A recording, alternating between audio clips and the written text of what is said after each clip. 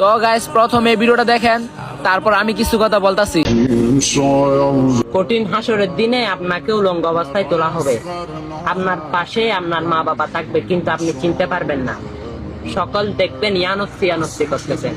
তখন আমার প্রিয় নবীজি আপনার সাহারা হবে, আপনাকে ডাক দিয়ে বলবে, হে আমার উম্মত, তুমি দুনিয়াতে কি করেছ?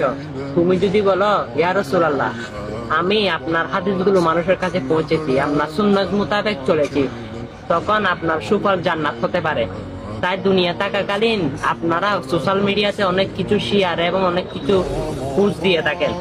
ভালো জিনিস পোস্ট দেওয়ার চেষ্টা করুন, ভালো কিছু শেয়ার করার চেষ্টা করুন, আর রসুলের সুন্নাহগুলো মানুষের কাছে পৌঁছে দিন। আমার প্রিয় নবীজি বলেছেন যে আমার হাদিসগুলো মানুষের কাছে পৌঁছালো, সেই আমার সাথে জান্নাতে থাকবে। আপনি কি জান্নাতে থাকতে চান? তাহলে হাদিসগুলো বেশি বেশি ইসলামিক পোস্টগুলো মানুষের কাছে পৌঁছান। আমিন।